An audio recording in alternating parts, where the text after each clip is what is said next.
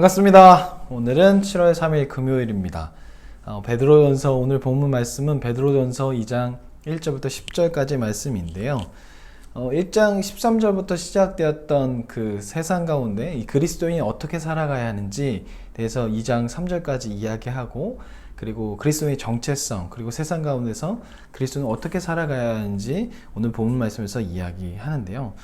첫 번째, 이 그리스도인은 어떻게 살아가야 하는지 그것에 대해서 이야기할 때 하나님의 관계에 대해서 이야기합니다. 1절부터 3절까지는 하나의 문장으로 되어 있어요. 원문을 보면 1절부터 3절에 가서야 마침표가 나옵니다. 그래서 1절과 3절을 한꺼번에 봐야 하는데요.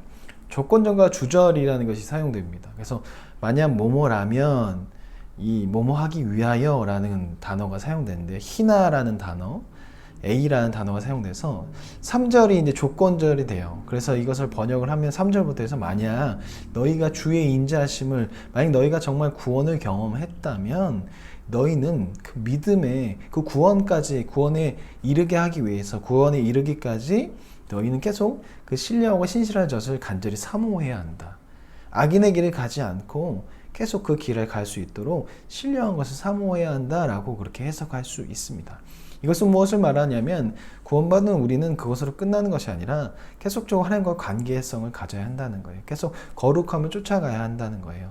하나님의 계획하심에 들어갔고 하나님으로 인해서 삼위일체 하나님으로 구원을 받았다면 그것이 끝이 아니라 우리는 하나님을 닮도록, 예수님을 닮아가도록 날마다 매일매일 거룩한 삶을 살 수 있도록, 악인을 쫓는 것이 아니라, 이전처럼 악인의 삶을 살아가는 것이 아니라 선한 사람, 예수님처럼 살아갈 수 있도록 계속 거룩함을 쫓아 살아가야 할 것입니다. 그리고 우리는 두 번째로 세상 가운데서 성도로서 어떻게 살아가야 하냐? 거룩한 성전이 되어야 하고 제사장이 되어야 합니다.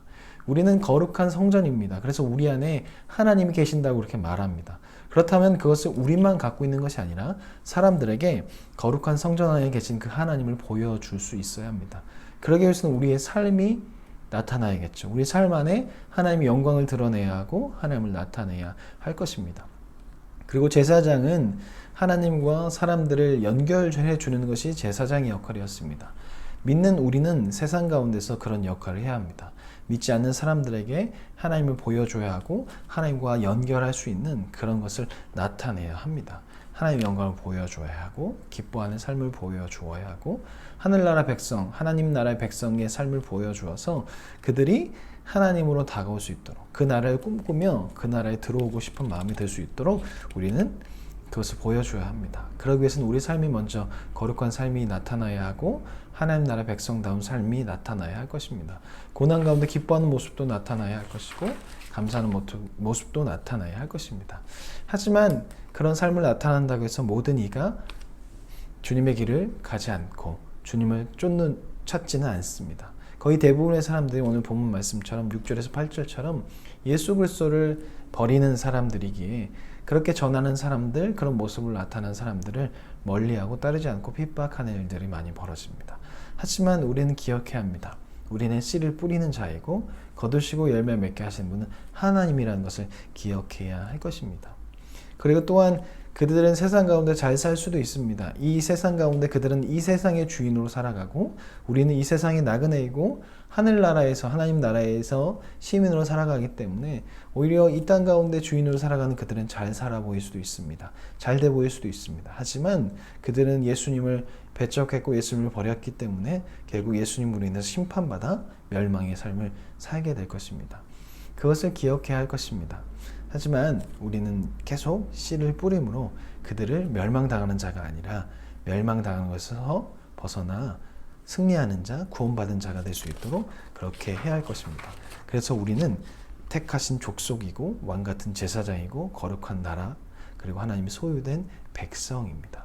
이것을 늘 기억하면서 우리는 그 씨를 뿌려야 할 것입니다. 날마다 매일매일 그 씨를 뿌려야 하고 날마다 매일매일 그 모습을 보여주어야 할 것입니다. 교회 안에서만 예배 잘 드리는 것이 아니라 세상 가운데서도 정의와 공의를 실천해야 할 것입니다. 이사야서가 이제 다다음 주부터 나올 텐데, 이사야서에서 나오는 이스라엘 백성의 멸망 이유는 예배의 부족이 아니었습니다. 정의와 공의의 실천의 부족, 약한 자를 괴롭히는 그런 이유들, 그렇기 때문에 하나님은 수많은 제물을 바치고 수많은 예배를 드리는 그 이스라엘 백성들의 모습에도 불구하고 그들을 심판하기로 결정합니다. 어쩌면 오늘날 우리의 교회 모습일 수도 있습니다. 예배 넘쳐난다고 말합니다. 설교가 넘쳐난다고도 이야기합니다. 그런데 교회는 세상 가운데 욕을 먹고 있습니다. 왜 그럴까요? 정의와 공의가 사라져 버렸기 때문인 것 같습니다.